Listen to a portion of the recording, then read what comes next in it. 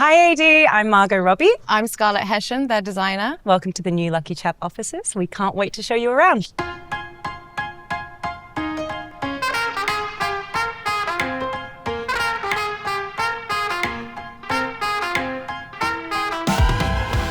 So you're in the entrance space now, and so obviously we needed a place where people, when coming in for meetings and things, could wait but feel comfortable. It's the double height space. Like, it needed some gooby pendants that hang like this. It sort of feels very 1950s to me. And this is like a really famous old sofa by a Danish designer, Wilhelm Lauritzen. And we had it reupholstered in this sort of like minty color.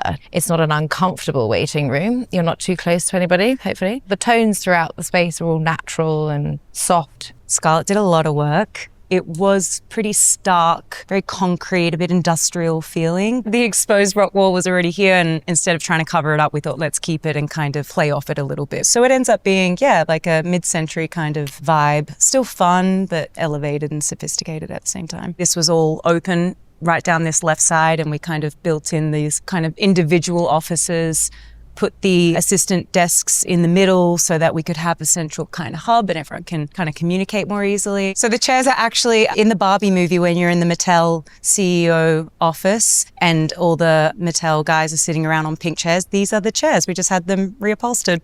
Because at the end of the movie, I mean, they were quite expensive actually. And I was like, wait, what's going to happen to these chairs? And they're like classic Saarinen office chairs. So I was like, can we please get those?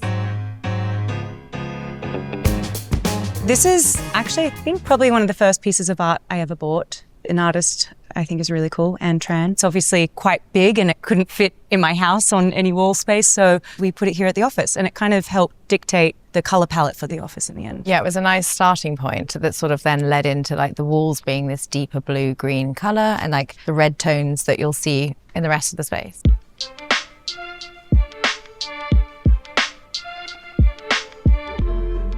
Actually, no one wanted this office. Everyone was like, oh, the space is so weird. Like, I don't want my office in here. And then we were going to use it maybe as like a stock room. And I was like, no, I'll have this as my office. And Scarlett obviously was a genius about utilizing a very strange shape. And I love it now. Yeah, we had to like somehow integrate this. Yeah, this couldn't be moved. So we designed the desk and the bookcase to sort of be one unit. And then lovely for you to be able to have meetings opposite each other. I mean, this is another handy feature.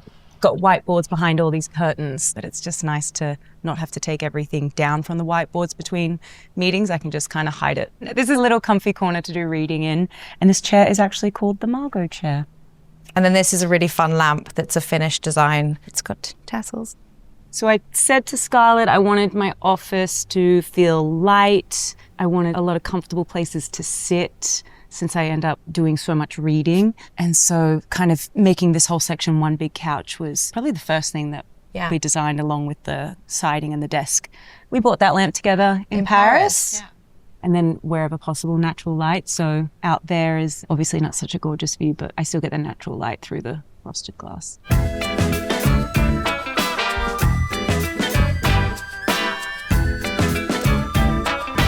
We are standing in the kitchen. We use this space a lot. It's kind of where most people at the company end up congregating. It's where everybody comes together. There's like always food in the fridge. People have breakfast, lunch, and sometimes dinner here.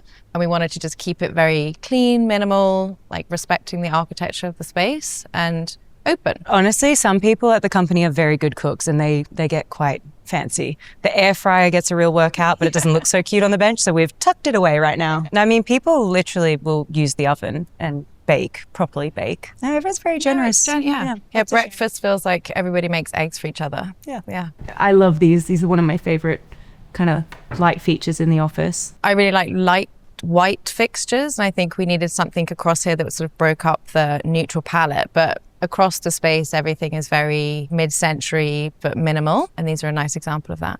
I think like everyone's offices have like their own kind of flair, and a lot of them are darker. So the kitchen, was just lighter, and also so this space kind of feels a bit more open, I think. And like welcoming when you come in, I think. It's like, come and sit at the bar, have a drink. Yeah. Speaking about, we'll get to the bar.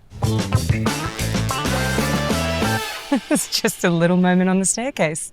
Well, we needed somewhere to put all your books. We have a lot of books, and also we were too embarrassed to put any awards anywhere else around the office, so we I've styled them in. Yeah. we kind of like hide them amongst the books, and it's a humble brag that way, I guess. And also this chair is really cool. We got it on auction, and it's like actually a piece of art from the 70s that came as a flat pack, and then you would build them. I had it reupholstered in a nice orange velvet to give a little moment, a reading moment for people. I'm not going to lie, no one sits there. I know, reads, but it looks amazing. Welcome. This is the screening room area.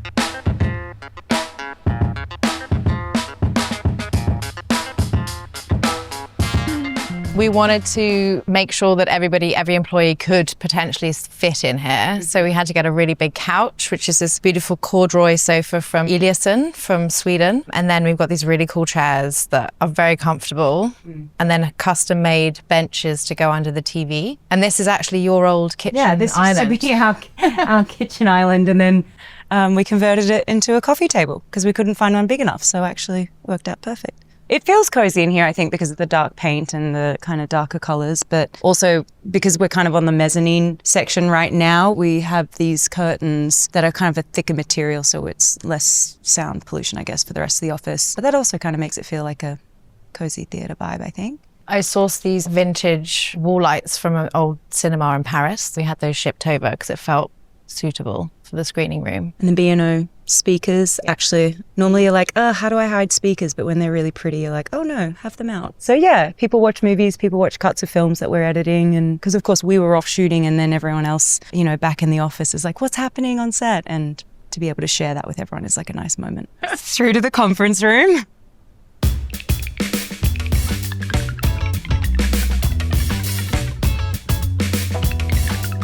Table is massive. When we do our big company-wide meetings, we often end up here. Anything more official, we end up here. Ross Allen made this table and we gave it like a pinkish hue to kind of celebrate the Barbie It was a nod. Success that we were having at the time when we were putting this together. And then, of course, every good office should have a functioning bar, in our opinion. So we have our bar here. We wanted to sort of tie into the 40s vibe of a bar that felt right with the pink table. So we chose this maple burl and this gorgeous red marble that sort of actually looks like wood, and a little brass Swedish detail to sort of make the glasses sparkle. Oh, there's a drinks trolley. So the idea is when you have a party, someone can stroll around with a trolley. And we've done that, actually. You just pull out the drinks trolley. It's great. But Diageo kindly decked it out for us and gave us Guinness on tap. And then every couple months, we get to pick a new cocktail to have on tap as well. It's dangerous. It's wonderful, though.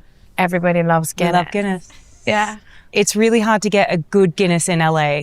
So this is good. It's creamy. And if you know how to pour it, I'm not going to do that because my Irish boyfriend will kill me. And having a fresh keg and having the pipes cleaned and all that is always going to make your Guinness taste a lot better. Can everybody split the G? No, I mean, I always try to, but I can. Every time? Pretty much. Are you joking? I mean, it depends how many I've had. Yeah. Can you imagine if that was the interview process? Just put a Guinness in front of people. Split the G, you're hired.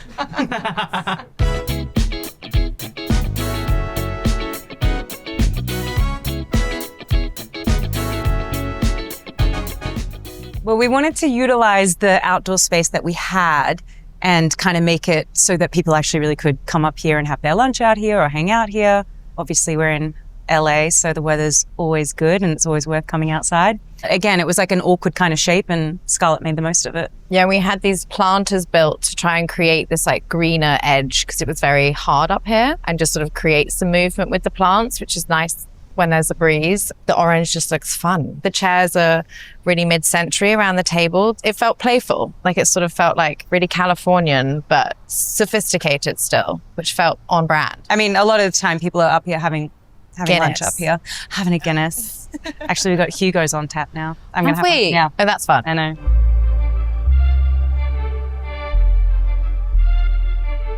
Little kitchenette, coffee station. If you're a coffee nerd, I think you'll appreciate this. This is the rocket. You have to be an experienced barista, essentially, to be able to make a coffee in this office because the equipment is very sophisticated. Tom made us all do a lesson with an actual barista who came in and showed everyone how to work the machine. And now everyone can make really good coffee, to be fair. We've just swapped over to soft water. It's a whole thing. It's getting out of control. It's plumbed. It's here to stay. It's probably more like carefully cared for than the Guinness tap upstairs even, which is saying something. Yeah, so the ceramic cups are from a local ceramicist, Peter Shire. Actually, Tom sourced these. He fell in love with them, but it is a really good coffee machine. And it's really good coffee. And I can use it. Honestly, if you ever come by, we'll make you a coffee. You won't be mad.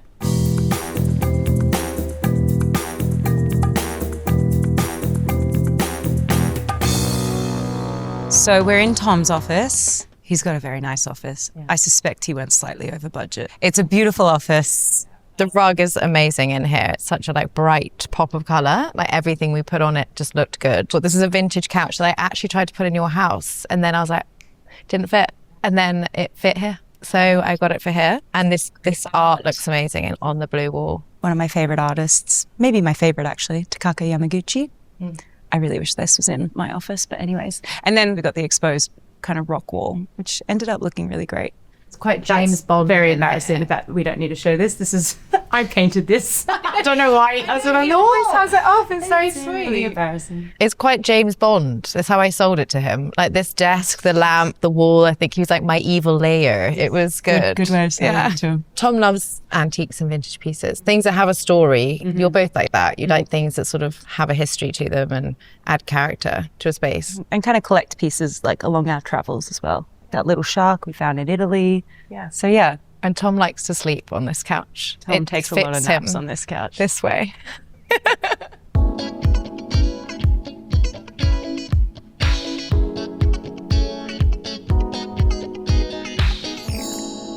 This is Josie's office. I also really love this office. Yeah. I love the carpet in here. More reupholstered Barbie chairs. And we also got Josie a gorgeous vintage Milo Baumann desk. And then these are also a similar period design side tables that are vintage. And Josie has had this poster. She's had that poster for so long. For a long time. And it sort of was the first thing I knew I had to work with in here. And it's great where it is. And then all your potential projects are on the wall. And a Fontana. When we started the project, I knew there was going to be a lot of walls to cover, and everybody, it's lovely, like lots of the staff have their own offices, so I wanted to personalize them. I asked, do you have a favorite movie poster as a starting point? And then had a conversation with everybody about what art they like, what colors they hate, kind of thing, and then curated the collections that is in each person's office.